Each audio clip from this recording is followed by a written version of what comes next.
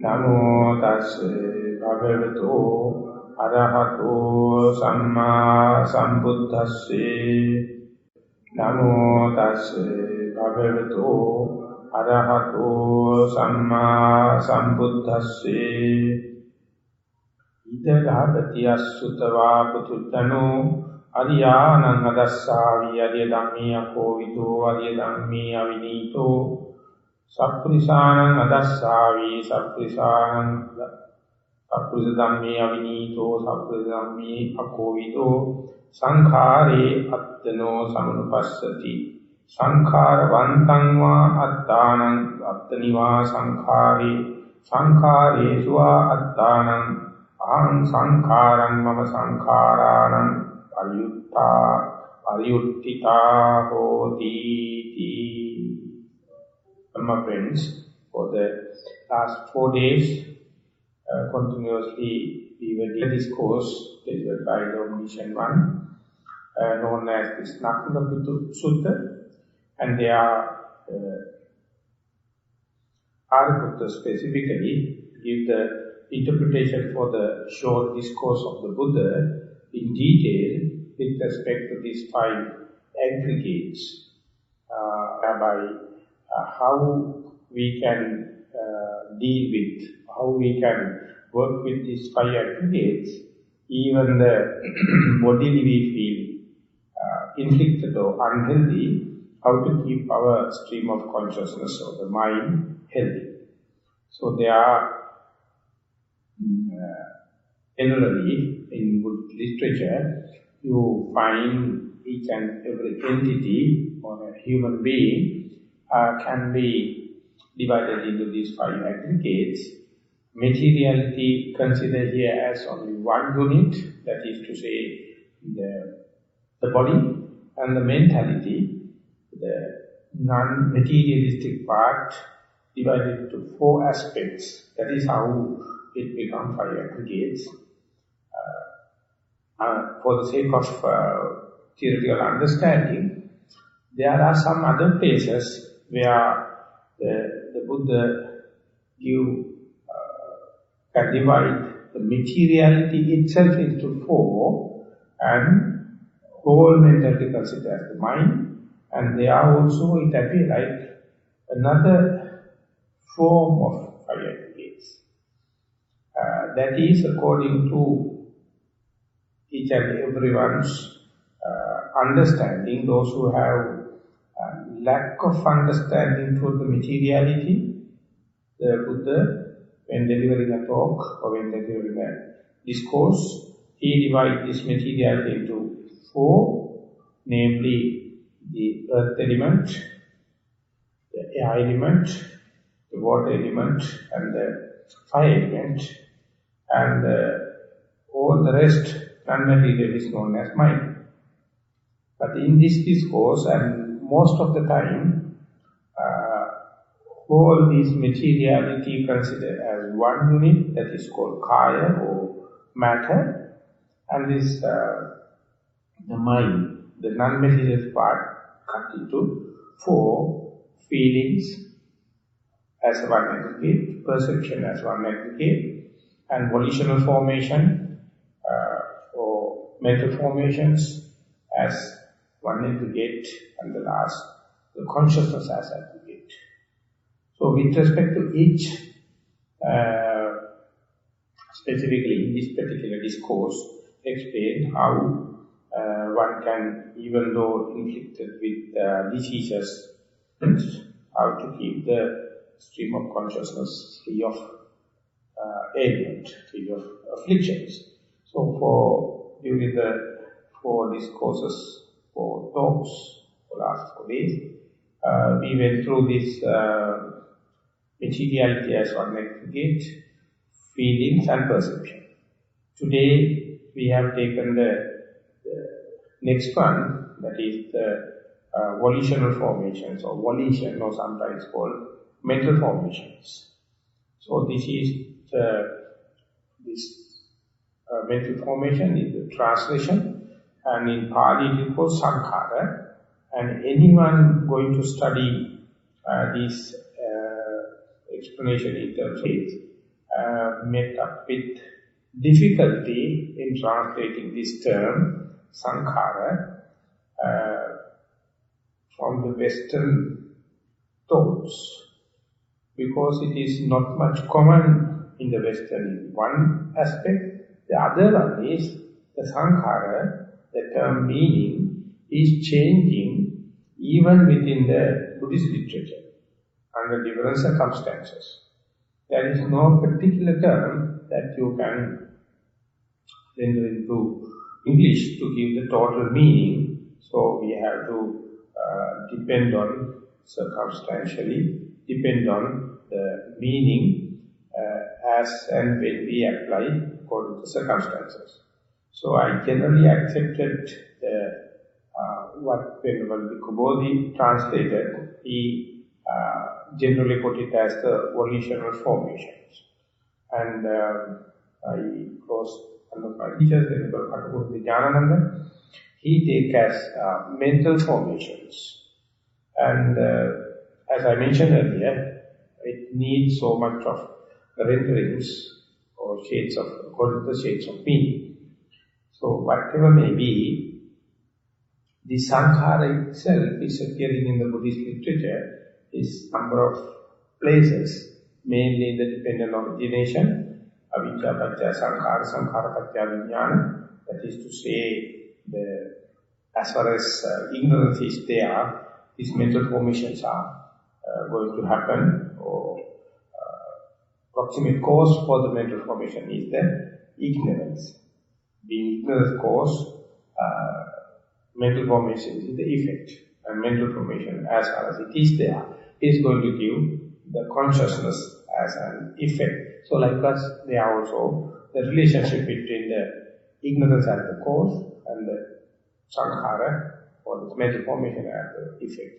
And as the mental formation in return become a cause, and then they create the consciousness, they are one place. The other one is as far as these five aggregates are concerned, just like in this particular sutta, Rupa, Vedana, Sanya, Sankhara, Vijnana, they are also the materiality, feelings, perception, mental formation, volitional formation, and then the consciousness.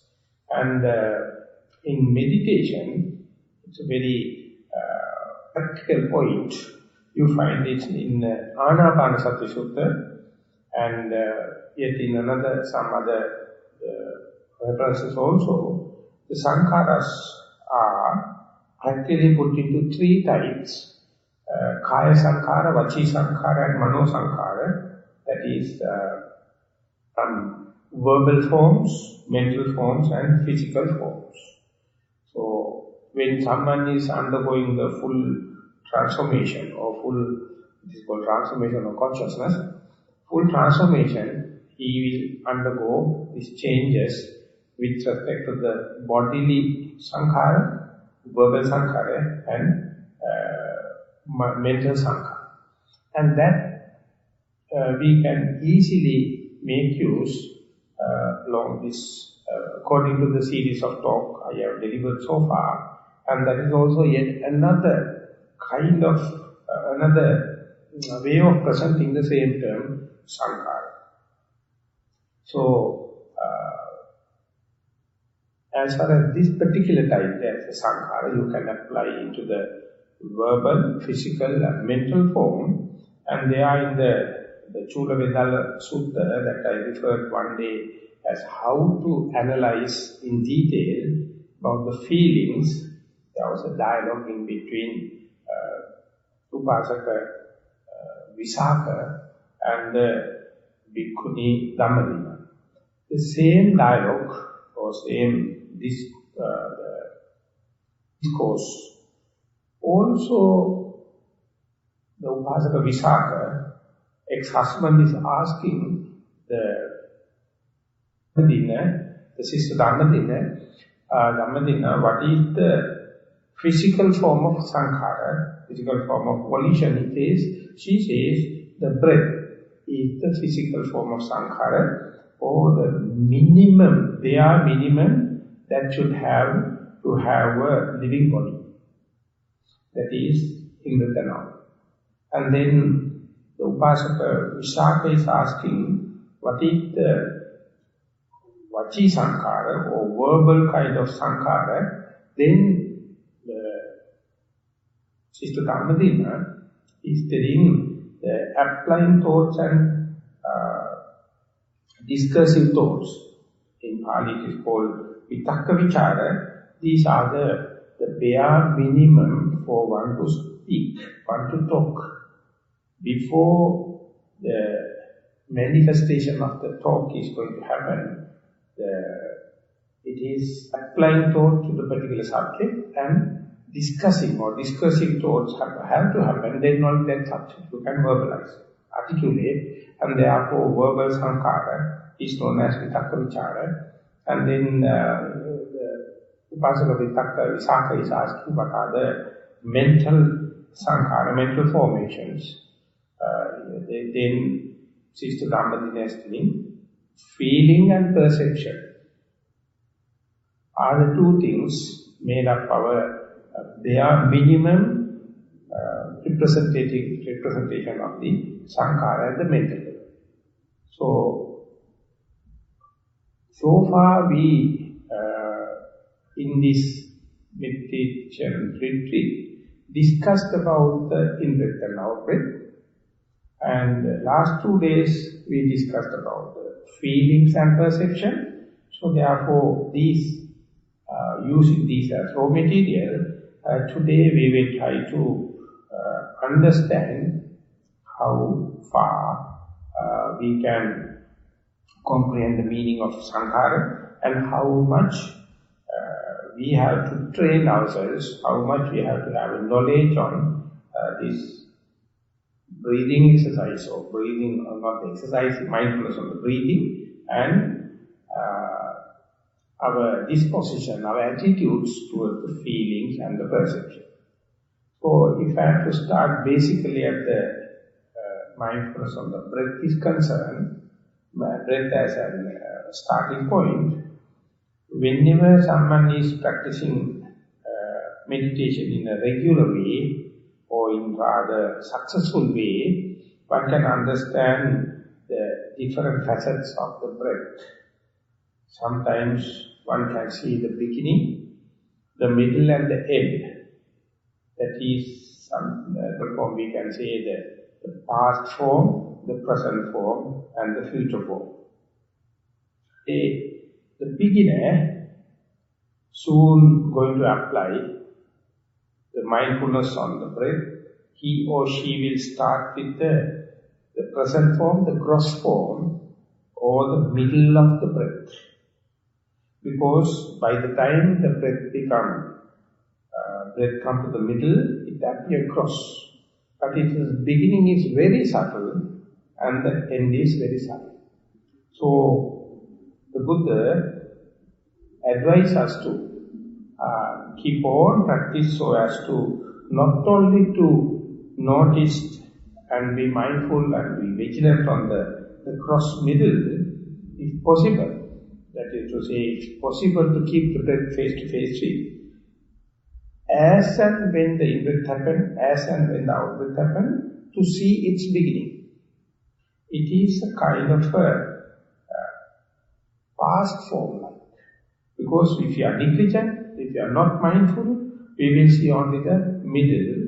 But if you are well advised, if you are well prepared, one can see how it begins. That means you are advancing, or you become very diligent, you have become very vigilant, as and when the in-breath happen, to see as and when the in-breath happen, and to see as and when the out-breath happen. So you see the past form, and if that is fulfilled, the Buddha is telling, you are bound to see the end of the in-breath and the end of the out-breath. So your effort must be as much as possible to see the beginning of it. And if you manage to see it, you can see the beginning through the middle, and invariably you are bound to see the end of it. That is how you are completing the breath in terms of the future, present, past. And then yet another set, whenever you sit and start meditating, on the in-breath and out-breath, you see the gross form, or the longer or rubbing, rough kind of in-breath and out-breath, more and more you to see against the line, it becomes subtle and subtle, short and short. So therefore, they are also the gross form and the subtle form you are bound to observe. That is, you are tackling at the beginning with the gross form and naturally it becomes subtle. If there are no distractions from the sounds and the pain and the thinking, naturally it becomes. Then, while you are observing, at the beginning it says, as much as possible, try to keep your attention in the most prominently rubbing point.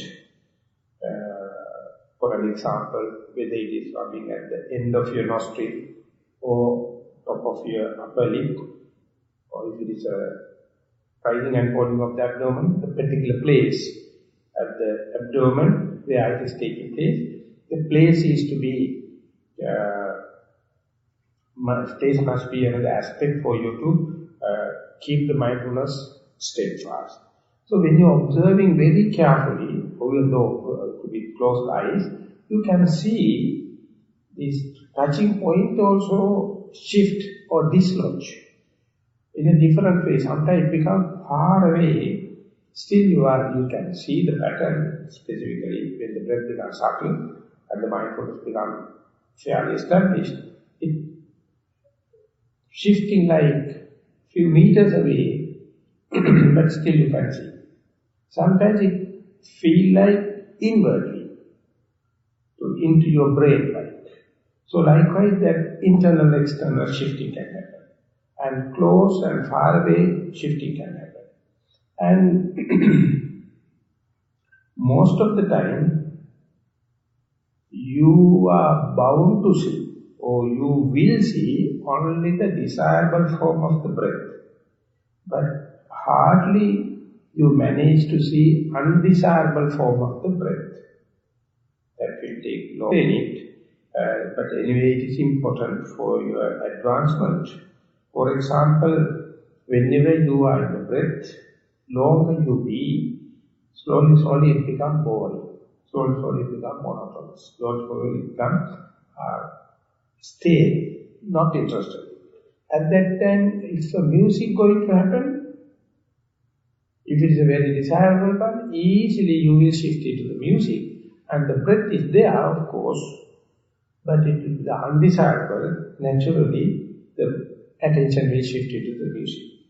Or when there is a small pain, or any kind of a sensation in your body, not like just neutral pain, neutral sensations, feeling. They are also, even if you can see the breath naturally, due to its boring or its nature, due to its monotonous nature, you tend to take these feelings rather than the breath.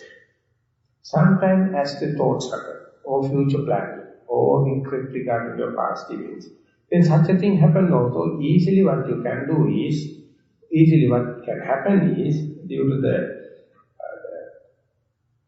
boredom, easily you take the thinking as desirable and you tend to neglect this breath.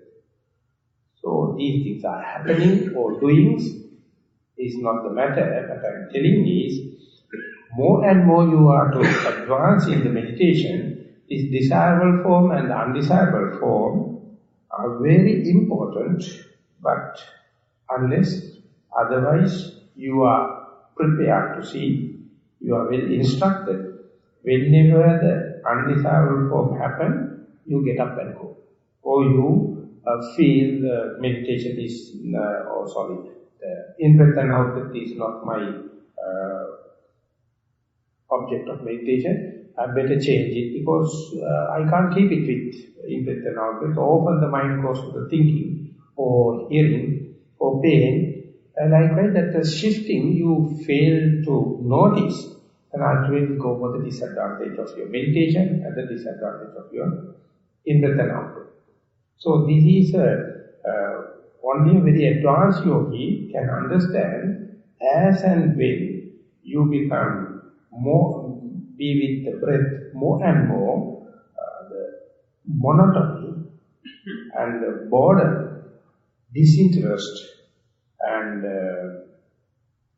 fearfulness, uncertainty, all things appear like a cloud after cloud and everything becomes very dull. And therefore mind is naturally shifting into the next close by object, like a thought, or like a sound, or like a pain. So, the day you understand this shifting of the attention, there you will see, even if the breath is undesirable, it is an essential part and parcel in your meditation to understand. So they are in a non-reactional way, in an unassuming way, in an evenly suspended attention way. You have to still keep the meditation without getting disheartened, without get up and go. So then only you can see these 11 facets. Then ultimately you can go to very, very subtle forms to see the very, very subtle form of the breath. So that is the point where the kaya sankhara, the physical formation, become very subtle, go very deep layers, and when that happens, more and more you go into very deep layers, or still the atmosphere becomes uncertain, atmosphere becomes boring, atmosphere becomes monotonous, and therefore you feel like doing something. That is how we get up in our meditation. That is how we open our eyes. That is how we used to do forced breathing, or otherwise the mind falls into sleep. So these things are kind of phenomena we can't claim that we are doing, but we can only observe them if we go prepared. That is how we are mastering kaya sankhara, or bodily formations, or bodily manifestation, of course involved with the mind, and who is going to do it we do not know, and not only that, it is happening in a perverted way. So therefore hardly one can notice in one's stream of consciousness that it's going to happen.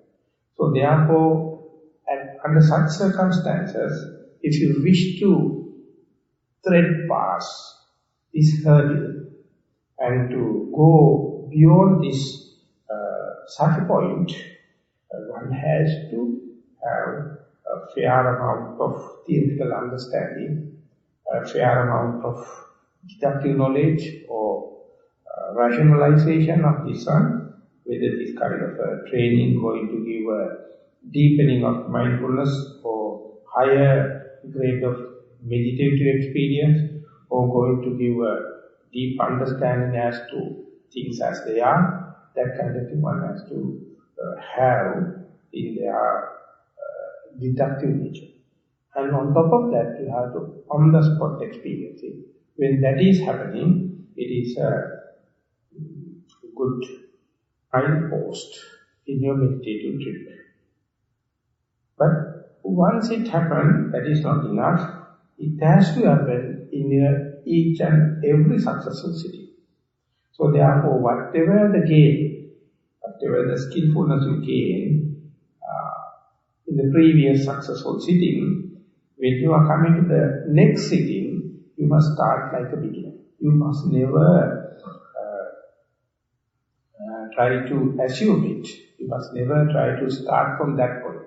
Next day also you start with the same cross point, and then subtlety start, and there you have to mobilize higher grade of mindfulness, so that vividly you can see how this sankhara come and help, come and disturb you, come and get involved with your stream of consciousness, and shifting of the attention, and the perversion going to take place. So there you are observing the very under-the-nose experience as if someone else. This is a necessary situation in vipassana, or necessary situation in insight meditation. So therefore you have to take a step back and observe fully critical and fully vivid as and when it arises. So more and more you practice it, you will understand when the breath becomes subtle, there are a lot of things happen. So we can't claim that we do it, or we can't claim this is what we wish, we can't claim this is my volition, but things are happening. So observing more and more, you are mastering this kaya sankhara, very deep layers of subtle breath and out-breath. So more and more you go there, in my personal experience, when the yogi is experiencing it, at the beginning very difficult to convince them to say that you have to go to the deep layers of in-breath and out-breath, and therefore even you wish to have a gross in-breath and out-breath for the consistency of the mindfulness, you have to accept the greater mindfulness means the continuity of the mindfulness even with the deep, subtle breath. So we'll say some or the other, the yogi, they convince and go there, and when the subtle breath happens, they tend to entertain doubts. Am I in the correct path? Because no breath now. Is this the mindfulness? Am I in the concentration? Am I in the meditation? Or I am lost? Likewise, there are a lot of doubts arising. So, if you go and see my email messages, 80% of the questions are, they are asking, am I in the correct path? But they please help me. Now I can't see breath, so what to do? So they keep on entertaining doubts, or sometimes falling into sleep. If someone is so short-tempered, if someone is so result-oriented, very difficult to lead it further. So one has to patiently understand, one has to master the subtle breath to keep at least 30 minutes, 45 minutes, 1 hour, full total 1 hour. Then only you can peep into your deep layers of the consciousness. Once this breath becomes very subtle, layer of sensations going to happen.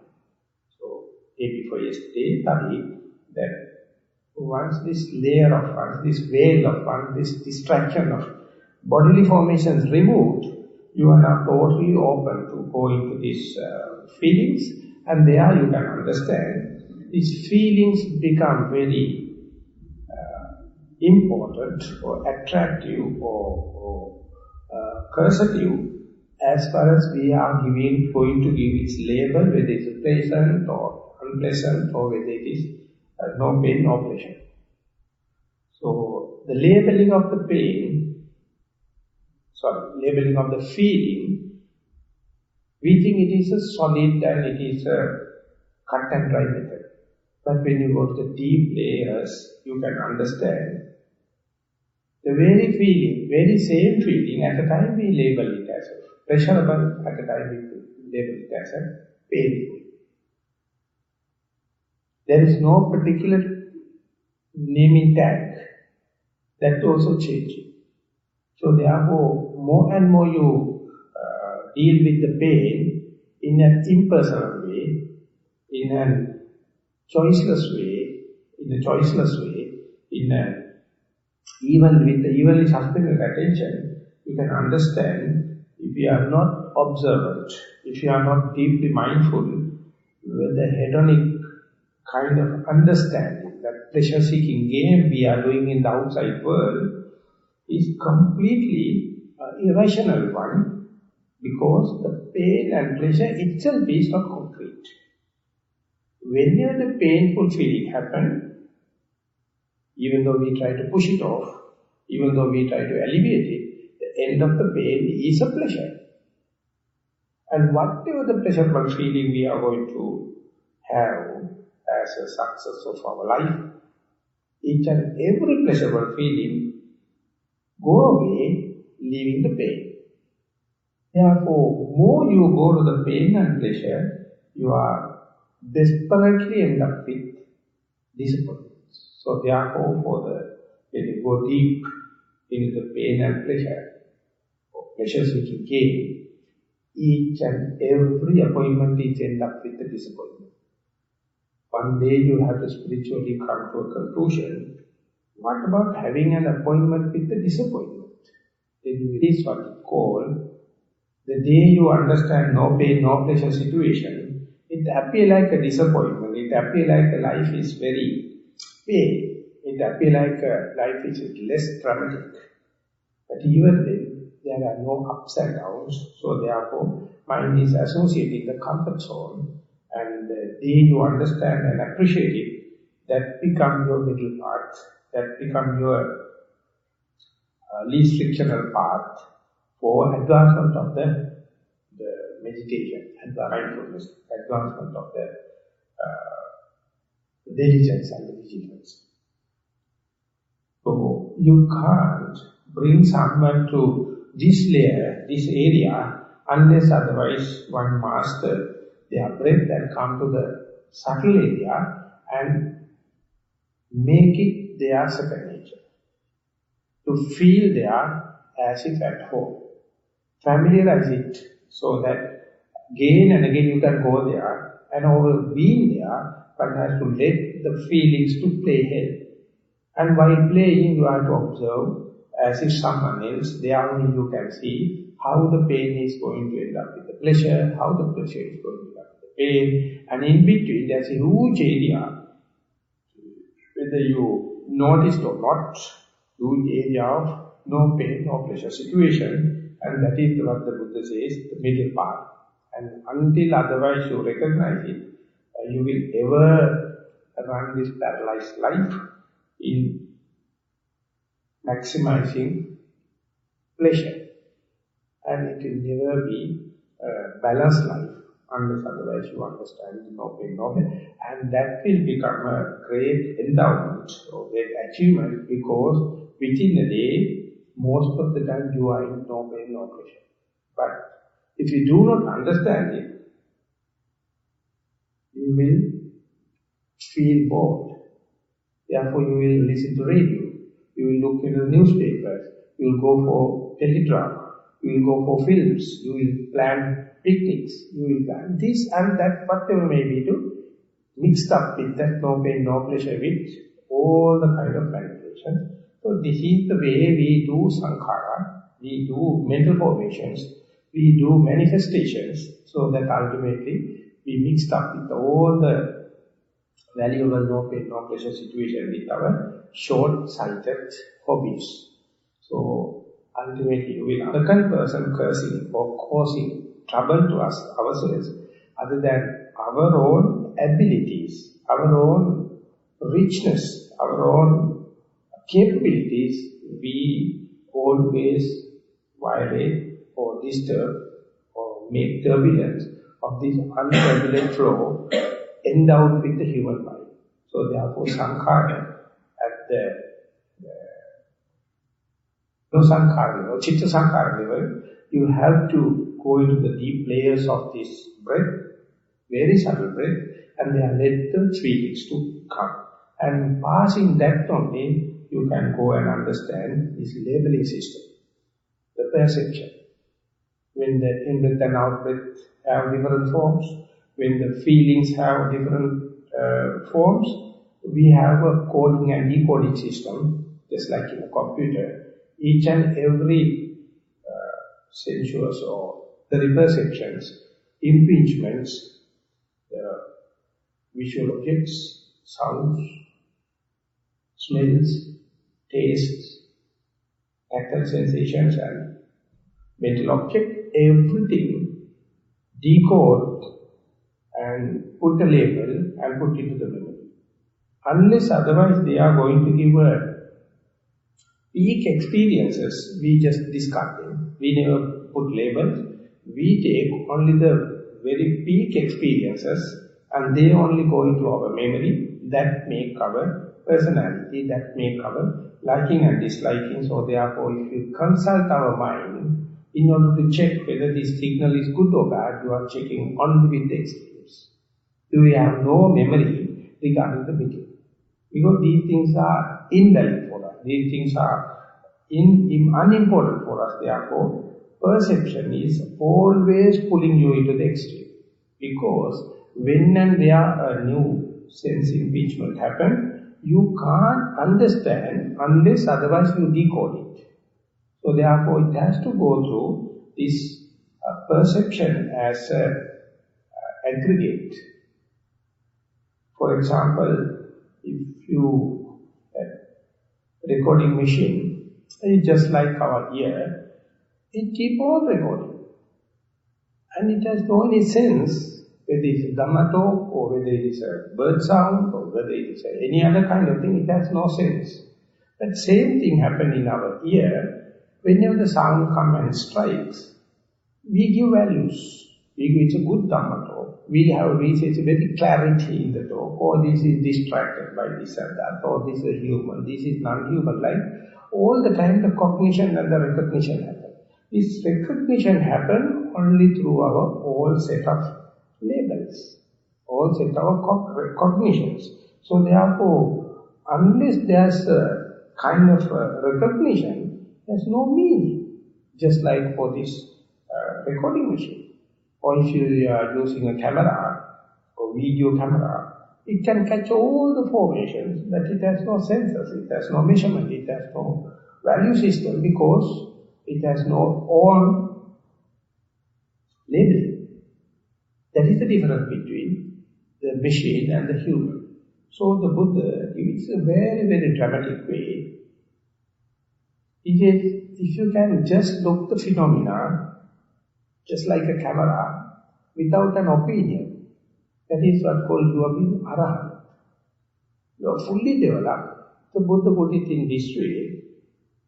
Chakkumasa yatha ando, sotava bandiro yatha. Though you have eyes, look at it, just like a blind person. Don't have any opinion, just try to see and stop at that level, just like a camera. Or listen with a very good ear intact, but listen like a deaf person, just like this machine. This game only possible for human beings once you fully understood, fully prepared, specifically towards the bodily formations and the feelings. Then you can understand, even though the observation or visual thing you are seeing so provoking, so demanding, if you can control and see it is just a visual object, and how can I stop at that level, just like a camera, without adding my opinion, or I would like to say this is the adding opinion is the what I am calling sankhara. This is the what going to give you something. This is the what undergoing the changes. And this is the what the Buddha says, non-self. So, camera, whatever the bad thing it is recording, never get sexual feelings, never get sensual feelings, never get developed devotion, never develop anything because it has no opinion. So likewise today, you are bound to see because you have eyes, but if you know, stop at that level, the very deep kind of advice, but more and more you go there, you understand the perception, the function of the perception. Whenever the perception comes, it gives free of charge your opinion. And then only you get hooked up with it. And then only you get committed with that. And then you are bound to protect it. Otherwise, you are subject to all the kind of despair, sorrow, lamentation, all the kind of gamut of suffering going to happen. So therefore, as far as the sankhara is concerned, at that junction you can understand, you can still see and understand seeing is something happening from external to internal. The visual object come and strike on your sensitivity of your eye. And that is what the camera is doing. But humans usually add something from in to out to say this is auspicious one, this is a female, this is a male, this is good, this is bad. That is coming from in to out. And if you can't discriminate these two, then you are lost. That may be That may be the idea, asking one to experience in a discrete way, the breath come from out to in and breath going out from in to out in a discrete manner. Then you can understand in breath is cooler, out breath is somewhat warmer. Exactly the way, if you can manage to see the visual impingement come and impinging on your density of the eye, and as and when it happens, there's a kind of an opinion, go and embrace it. And then only it become a valid observation. But the Buddha says, cut that phenomena into two and note it mindfully as two things. One thing is coming from in to out, another thing is out to in. The day you manage to see this, you will see the same mechanism. The day you understand hearing on that manner, you will understand the hearing mechanism. But sorry to say, if when that happens, you can't entertain seeing. You can't entertain hearing. You get detached from it. When we are in the physics classes, our physics master, that means 78, 79 or something like that, very old, used to go, we asked us to go to the film show and asked to see the film, and while see the film, he told that you are observing at the screen, white screen, and the light beam come and strike there, and then you can see the flowers, you can see the male, you can see the female, and the drama is going on.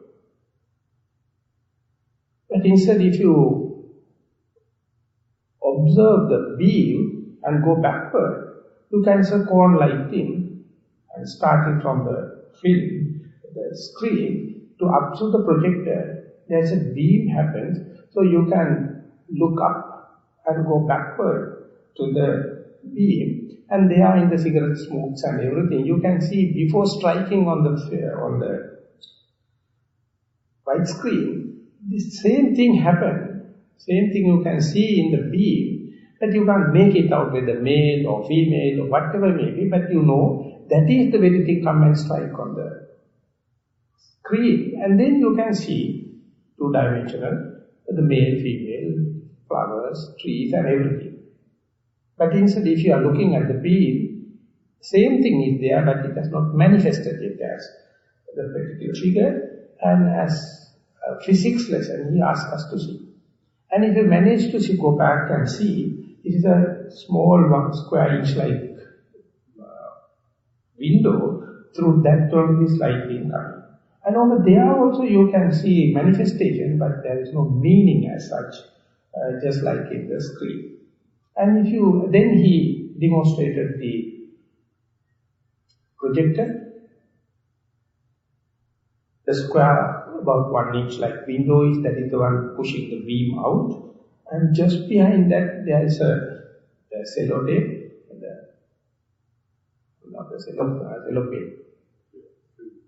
celluloid paint, and that is the one add colors, that is the one add shapes, and behind that is a bright spark throughout white, and in between there's a can cutting the light beam 50% dark and 50% light, and that is rotating at a rate, and whenever the lighting happens, it strikes scenery on the white screen, and then again give a dark space, and again the white space, light, and then it is little different from the previous one, then we feel like figure is changing or animation takes place. So if you do not know what is happening in the mechanism, you feel like people are dancing on the screen, or males and females are going on. But when you go back, it is just a mere animation in between white and the darkness. But how much you observe the screen, you will never see darkness. But you don't know 50% you are in the darkness, according to the projector. Exactly the way you feel like when you are observing, everything happening from outside, the object also from outside, liking and disliking also from outside, good and bad also outside, but you never see the connection of your perception as a agglomeration, and how it comes and helps, unless otherwise you go prepared. But whenever you are going to see the projector, whenever you going to see the mechanism, you can't see the film. You can't entertain whether it is a tragedy or comedy because you are engaged in the mechanism. So therefore you will see, you will complain telling that if I am going to do that, I can't see the beauty of the world. I can't get engaged with the world. And the Buddha says, as far as you are engaged in, that is where you commit sin. You have never seen the scene. Human beings are the only being can see the scene. So at least Buddha says, just forget about the scenery, see the mechanism of seeing, and that is the most beautiful scene than scenery. So one day, a young student has gone to a very senior meditation master. It is a Zen master. And he finds that what the master says is very boring, he can't do meditation. So he used to sit and meditate in the evening, but instead he climbed the mountain and go and sit and look at the world. And then he can see a very beautiful, vivid, colorful sunset. Then he said, so what a nice thing. Instead of meditating, go and see this all the colorful sunset. And he was so impressed and imbibed. And he ran and see the master.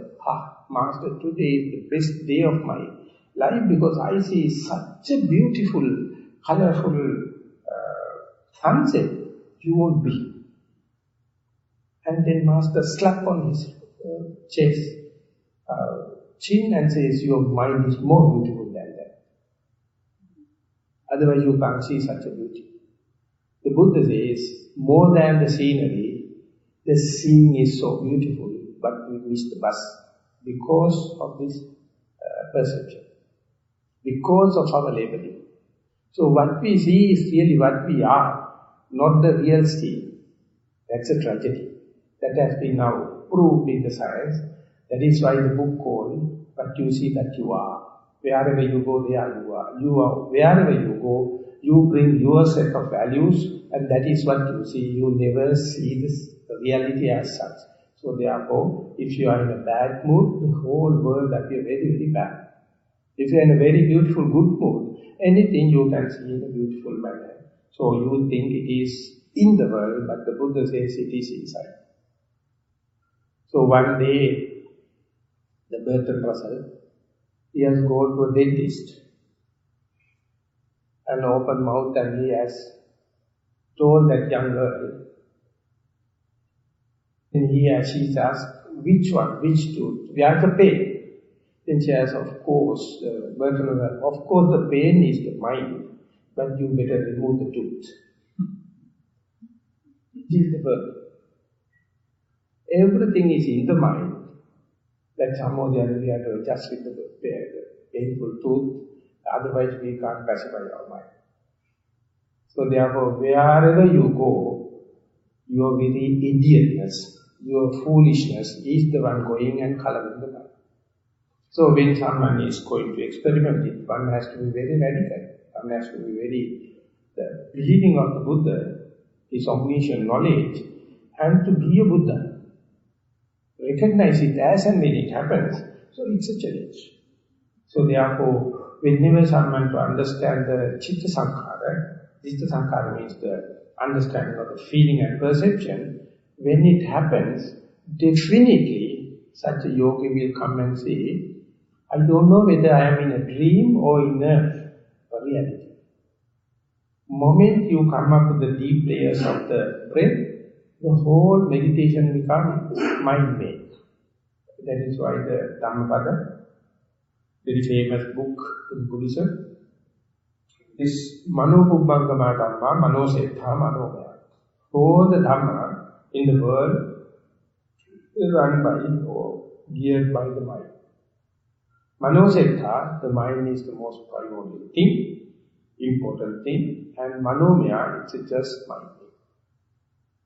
Until otherwise the physics come up with this quantum physics, everyone thought it's an attribution of the matter. But now only people come to know the Schrodinger wave. The Schrodinger wave pattern only will collapse when the conscious mind contact, and then only the energy become matter. Otherwise energy will be energy. So likewise the whole world is a kind of energy. When we see or when our consciousness contact with, they become matter. We see it as a visual object or sound or smell or taste, whatever may be. Unless otherwise we interfere, they have no any intrinsic meaning. So to understand it, the prime task of the human being, and then only you will not be a slave to the world, to your sensuous pleasure, and then you can master it. So not throughout your life, if you can see once, that's enough. So that is why the Buddha says, try your best in your prime time, with the full of mindfulness, with the full of concentration. First and foremost, master your breath and come to the deep layers. And even though you are in the closed eye, mindful and concentrated, and observe, at a time you can see how this thinking pattern going on, how this the bodily feelings are manifested, how these sounds come and listening happens. So no one can plan it. You have to make use of the opportunity as and when it happens. But don't have a premeditated idea. See it as if someone else, and then one day you can see, according to your potential, one or the other thing. And then you have to have a deductive knowledge to generalize for your other faculties, and wherever you apply it, you can't disprove it. It's such a fact. So therefore, whenever the sankhara is going to happen, it is, the Buddha has mentioned, sabbe sankhara dukkha, sabbe sankhara anicca. Whatever this kind of manipulations you do, for example, when the breath becomes subtle and boring, monotonous, how the mind shifting into the listening, how it going to the thinking and bodily sensation, all these are kind of volitional formations and action. Each and everything is going to, it is leading to impermanent and suffering. So if you can just observe it as and when it happens and disclaim them, disown them, as if something happening rather than doing, that is what the meaning of non-self character. When you do it, you will be just living rather than manipulating the life. And therefore, under such kind of living, you will never do environmental pollution, you will never do mental pollution, you will never get committed with this world, and you will observe things as if you are a blind person. You will listen to things as if you are deaf. And then get detached from that, and completely you can understand things as they are. When it happens, your senses become a very, very limited. It have capacities, but very limited. And you understand how the mind is making use of this opportunity and make opportunity for developing desire. How to develop the conceit that I am better than other person, or there's a self individually, or there's a omnipotent, omnipresent original self, or Mahatma, or Jivatma. All these things are nothing but explanation, because you have not seen things as they are. So there you have to gradually go from known to the unknown, gross to the subtlety, ego to the non-ego situation. So that is how the mindfulness develop and gather the momentum. You go and deep into that. You see exactly the way the Buddha observed the world. And that is why the Buddha says, I am also human, you also human. You can't do it by thinking. You never achieve it by believing. You have to do it by your own practical experience, and that is also a gradual process. Never overnight. So more and more you go there, one day, whenever all the potentials are fulfilled, you will break through it. And once the glimpse or first thing is happened, you can't help but you will be applying it to all the other senses, and wherever you apply, you are again and again reconfirming it, and that is the way it says you see Dhamma, you see the things as they are. More and more you see Dhamma, more and more you see the Buddha. The Buddha is the one found it, experimented it without any teacher, and then only you can understand how the omniscient knowledge he got, and out of compassion he put into words. For my admiration is not the understanding of the Buddha, how nicely he put that into words and stayed 2600 years up to now so that we can test it. So therefore, it is our duty to incorporate that into our life and share with all the other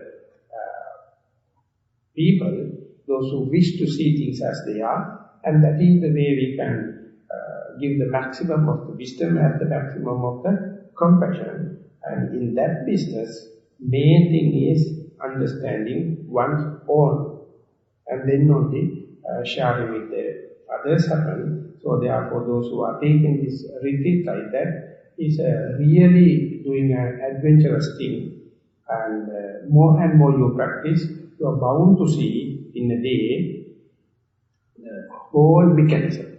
And in that sense, the understanding of sankhara or volitional formation, mental formation, sometimes is called as fabrication, and will, intentions, everything you will come to know, each and everything is nothing but a commitment.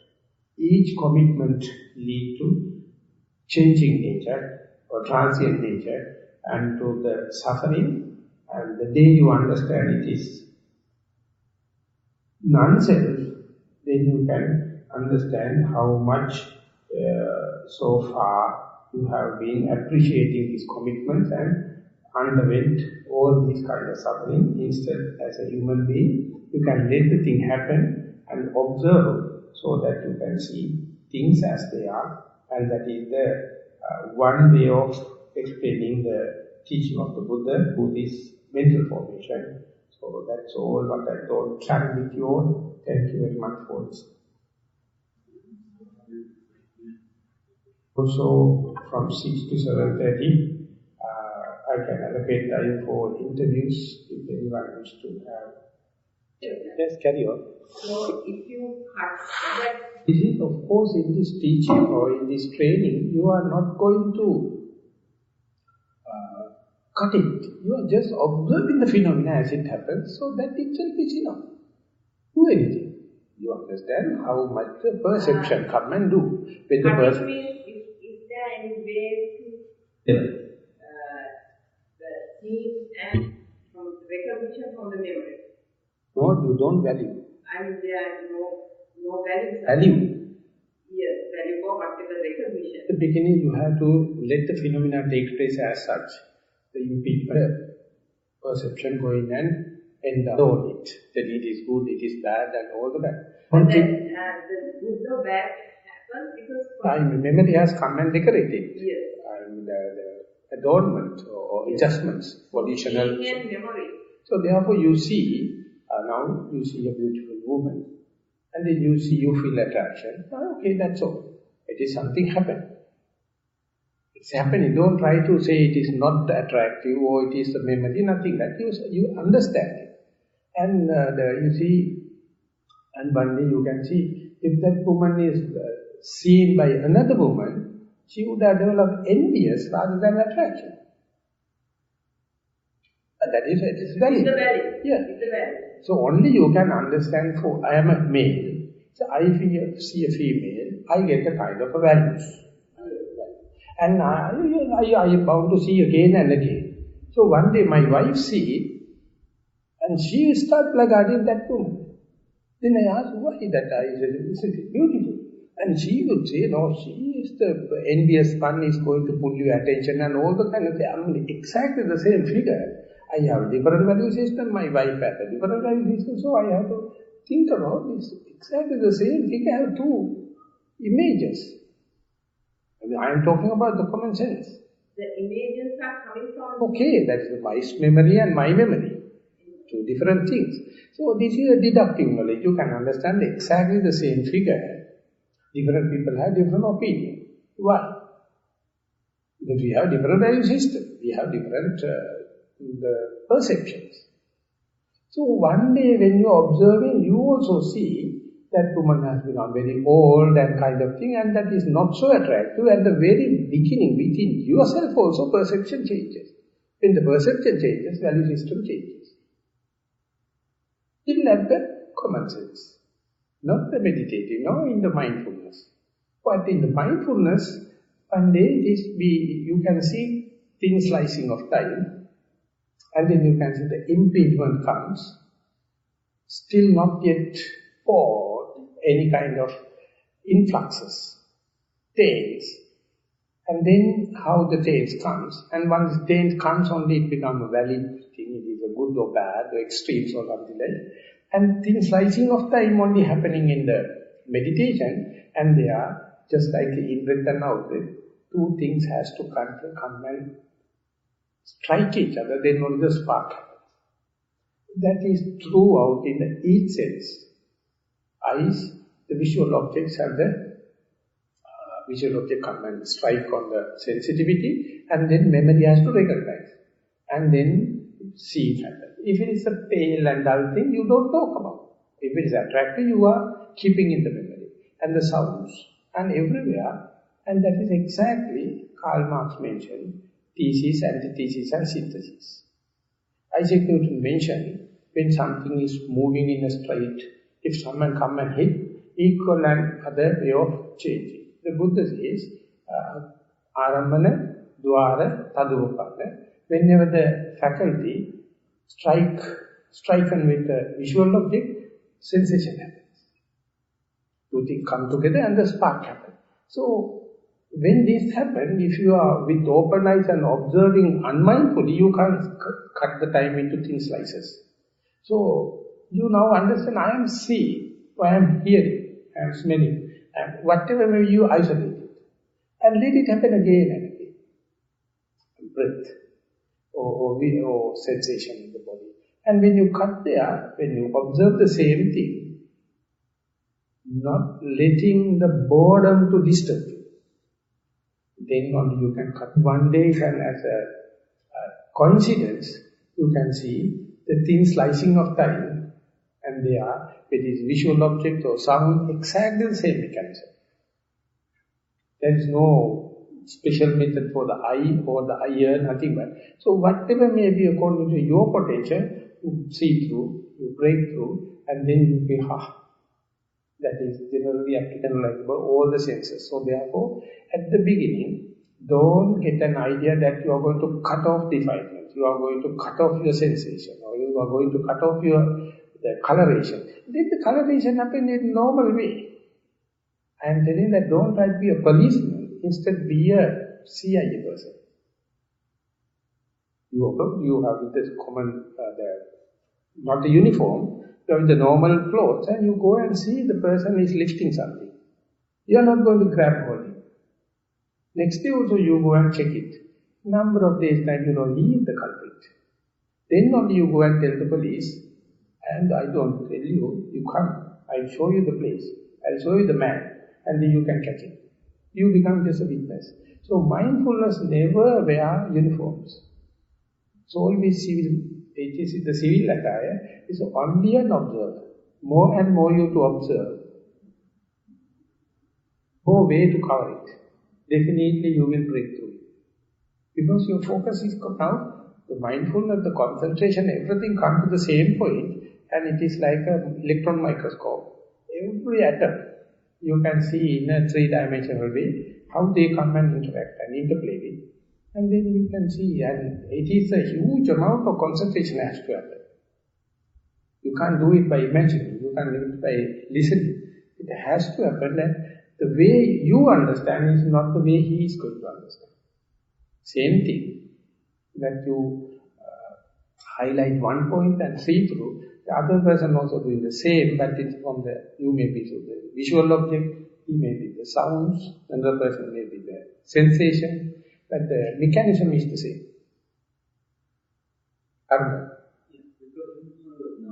Sankhara means karma. You are not committed. You don't get committed. I'm not going to attach anything saying it's the same man. How do you stop anything? It's a very nice example given by Venerable Katakurunde. Jnananda, you know the sewing machine, singer machine, I don't know what is available in America. You'll go in and the hook comes down. There is no thread in the bobbin, what happens? Like the stitch, that it is not. What we do is immediately we feel the bobbin to get the proper stitch. That means we are responsible about our continuity of the karma. The Arahant is, once he knows the bobbin is free, he says, I achieve. I will never refill. It will go. The stitching will never happen, but appear to be happening. Because only the needle is going there and thread is leaving. But there is nothing hook down there. The Arahant, there's a three magics he can do. He said there's an object. We'll say it's a very ugly one. It's a dead carcass of a serpent. Or bullshit. And if you are an Arahant, you can have a good omen to develop meditation because it's a bad thing and you take it as object to develop repulsivity. So you know how to make use of it. And otherwise you can just ignore. Otherwise you see the same repulsivity, the ugly nature, and to get rid of. Therefore he has three opinions, he has three ways. Either to consider it as valuable or no value or negative. But the untrained mind, he is hooked up with one value, he has no way out. He sees it is bad and how to get it off. And I will try vehemently to get it off. Until that I don't feel rest. But you don't know, you can have all the three values if you wish, if you have the trained mind. Any object. So there repulsive thing happens, if you wish to, he can see as auspicious. If you want to have it, he sees as repulsive, you can see as a neutral. That is Arahant, because he is detached. He has a choice. But the untrained mind, no choice, get hooked up. Immediately worked up it. And you get committed. And you vehemently try to do something, ultimately you don't know whether you have properly observed it, whether you have a different opinion upon that, you will have no chance. Because your arrogance, your conceit, or your ego. So then you are the one that take your own portion and continue with your samsaric suffering. You are endowed with, your fully potential is there. That is we call the human rights. We have our own human rights to suffer. Okay, carry on, no problem. Buddha is not come and tell, hey, stop it. No, he says, I have taught you, I have given the method. If you wish, go ahead and